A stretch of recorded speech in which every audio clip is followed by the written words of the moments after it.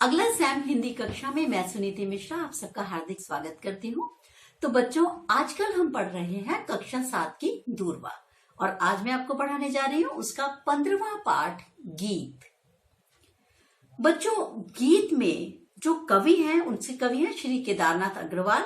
ये कवि फूलों, गीतों और विद्या की खेती करना चाहते हैं और क्या चाहते हैं कि कवि के मन में ये बहुत दुख है कि हमारे जो समाज है, जो हमारा भारतवर्ष है, वहां पर श्रमिक वर्ग कौन है, चाहे वो किसान है, चाहे वो मजदूर है, उनको वो सम्मान नहीं मिलता जो कि उन्हें मिलना चाहिए।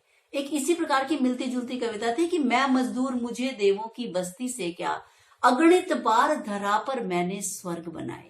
तो जो मजदूर है वो बेचारा इतना दुखी हो जाता है, हताश हो जाता है, निराश हो जाता है। उसको लगता है मेरा समाज में वो सम्मान क्यों नहीं है, मैं इतनी मेहनत करता हूँ, बावजूद उसके मुझे वो सम्मान नहीं मिलता जिसका कि मैं हकदार हूँ। ठीक है, तो ये कविता इसी पर आधारित कविता है। तो मैंने आपको ये बताया, अब आप इस कविता को आसानी से समझ सकेंगे। पढ़ते हैं केदारनाथ अग्रवाल जी द्वारा रचित कविता गीत। इसी जन्म में इसी जीवन में हमको तुमको मान मिलेगा, गीतों की खेती करने को पूरा हिंदुस्तान मिलेगा। तब वो क्या कह रहे हैं कि हम क्या चाहते हैं, जो श्रमिक वर्ग है, जो हमारे सच्चे भारतवासी हैं, इसी जन्म में इसी जीवन में क्या ऐसा संभव हो सकेगा कि हमको तुमको मान मिलेगा। श्रमिक वर्ग दूसरे श्रमिक वर्ग से कह रहा है कि जो किसान है, मजदूर है, क्या हमको इसी जन्म में इसी जीवन में पूरा मान सम्मान मिल पाएगा। फिर वो कहता है हाँ अवश्य मिलेगा, ये उसकी आशा है कि इस जीवन में ही उसको हमारे समाज पूरा सम्मान दे। गीतों की खेती करने को पूरा हिंदुस्तान मिलेगा, यानी वो क्या चाहता है कि वो कह रहा है कि मैं इस प्रकार के क्रांतिकारी गीत लिखूं, इस प्रकार की जागृति वाले गीत लिखूं जिससे लोग सचेत हों, लोग जगें और समझे इस बात को कि हम लोग इनको पूरा मान सम्मान क्यों नहीं दे रहे। जैसे मैंने आपको एक कविता सुनाई अभी, मैं मजदूर मुझे देवों की बस्ती से क्या। तो आप जब ये सुनते हैं तो आपको समझ में आता है कि अच्छा, हम तो इन लोगों को उपेक्षित भाव से देख रहे हैं। एक और मैं आपको लास्ट में भी बताऊंगी कविता। तो ये यहाँ पर ये बताना चाहता है कि हम गीतों की ऐसी खेती करेंगे जिससे जो साधारण जनता है वो सचेत होगी, वो जानेगी इस बात को कि हमें श्रमिक वर्ग को उसका उचित श्रम का मूल्य और मान सम्मान देना चाहिए। तो ऐसे गीतों की रचना कवि करना चाहता है। क्लेश जहां है, क्लेश क्या होता है, पीड़ा, दुख, दर्द। क्लेश जहां यानी जहां दुख दर्द है, वहां क्या होगा, वहां फूल खिलेंगे। फूल कैसे खिलेंगे, वहां खुशियों के फूल खिलेंगे। हमको तुमको त्राण मिलेगा, त्राण मिलेगा मतलब भय के कारण से मुक्ति मिल जाएगी। कहते हैं ना प्रभु हमें त्राण दो। ठीक है, तो क्या कह रहे हैं कि हमको जहां पे दुख है, दर्द है, वहां पर क्या होगा, खुशियों के फूल खिलेंगे और हमको तुमको क्या होगा कि कलेशों से मुक्ति मिल जाएगी। अब फूलों की खेती करने को पूरा हिंदुस्तान मिलेगा और क्या होगा, फूलों की खेती मतलब खुशियों की फसल हम उगाएंगे, प्रसन्नता की फसल उगाएंगे, समता की फसल उगाएंगे, भाईचारे की फसल उगाएंगे और इसके लिए हमें पूरा हिंदुस्तान की भूमि चाहिए। यानी एक जगह नहीं, हम क्या चाहते हैं कि सारे हिंदुस्तानी इस बात को जाने कि श्रमिक वर्ग को मान सम्मान देने का अब समय आ चुका है। दीप बुझे हैं जिन आंखों के, उन आंखों को ज्ञान मिलेगा। तो कह रहा है जिन आंखों के दीप बुझे हैं, यानी जिनके पास अशिक्षा है। दीप बुझे होने का मतलब क्या होता है, अशिक्षित लोग।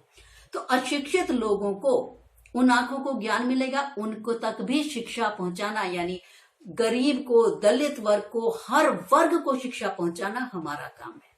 तो क्या होगा कि जब उन आंखों को ज्ञान मिलेगा, विद्या की खेती करने को पूरा हिंदुस्तान मिलेगा।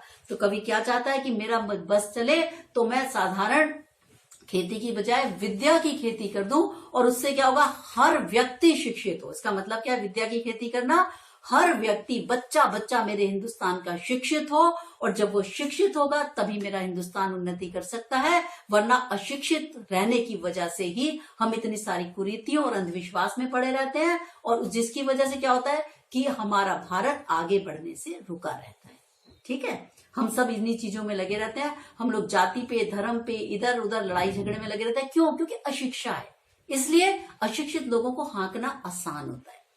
ठीक है, तो जब आप पढ़े लिखे बात करते हैं, आप देखिए अब्दुल कलाम जब हम बात करते हैं, वो कहाँ बात करते हैं? किसी मजहब की, किसी खास विशेष समुदाय की नहीं करते। क्यों नहीं करते? क्योंकि उन जैसा पढ़ा लिखा व्यक्ति, वो उनकी क्या कोई जाति है? ना, किसी की कोई जाति नहीं होती। पढ़े लिखे व्यक्ति जो होते हैं उनको पता है कि जाति और धर्म का सम्मान करो, लेकिन इसका मतलब ये नहीं है कि उनके नाम पे लड़ाई करो। ठीक है, अपनी जाति पे गर्व करो, अपने धर्म का सम्मान करो, लेकिन दूसरे के धर्म का अपमान करके सम्मान मत करो। एक पढ़ा लिखा व्यक्ति ये बात को जानता है, तो कवि यही ऐसा ही हिंदुस्तान चाहता है। मैं कहता हूं, फिर कहता हूं, हमको तुमको प्राण मिलेगा, मोरों सा नर्तन करने को पूरा हिंदुस्तान मिलेगा। वो कहता है, मैं फिर कह रहा हूं, केदारनाथ अग्रवाल कवि जी कहते हैं कि मैं बार बार इस बात पे जोर दे के कहना चाहता हूं, क्या? कि हम सबको इस प्रकार के भय से मुक्ति मिलेगी ही मिलेगी। और जब हमें मुक्ति मिलेगी तब क्या होगा कि हमें प्राण मिलेगा। ऐसा लगेगा मानो हमारे जीवन में एक नए प्राणों का संचार हो गया हो।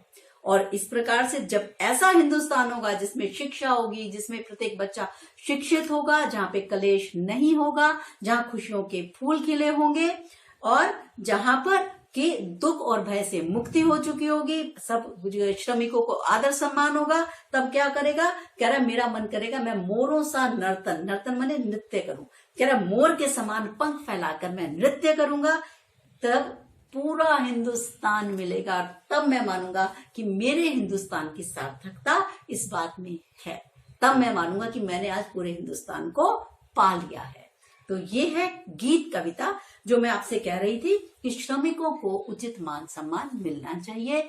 यहाँ तक कि ये जो मैं आपसे बीच में भी मैंने बात की आपसे, दिनकर की एक कविता है बच्चों, उसमें वो बोलते हैं, आरती लिए तू किसे ढूंढता है मूर्ख, मंदिरों राज प्रसादों में तहखानों में, देवता कहीं सड़कों पर मिट्टी तोड़ रहे, देवता मिलेंगे खेतों में खलिहानों में।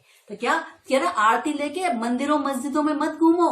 किसे ढूंढता है मूर्ख? मंदिरों राज प्रसादों में, किरे महलों में घूम रहा है तू, ढूंढ रहा है उनको। देवता कहीं सड़कों पर मिट्टी तोड़ रहे, देवता मिलेंगे खेतों में खलिहानों में। कह रहा देवता तो वो लोग हैं जो सड़कों पे मिट्टी तोड़ रहे हैं, देवता तो वो लोग हैं जो बेचारे खेत खलिहान में काम करके तुम्हारे लिए अन्न उपजा रहे हैं। सोच के देखिए, अगर किस दिन किसान ने मना कर दिया नहीं उपजाऊंगा अन्न, उस किसान, उस मजदूर को, जिसको हम हमेशा सोचते हैं घर के अंदर आया तो मेरे फर्श मैला ना हो जाए, जिस दिन उसने हड़ताल पे बैठ गया तो उस दिन हम अन्न कहाँ से खाएंगे? तो भाई उनका समय रहते सम्मान करो, जानो उनकी कदर को। तो ये कहना चाहता है कि हमें अपने देश के श्रमिकों को, किसानों को उचित आदर देना चाहिए।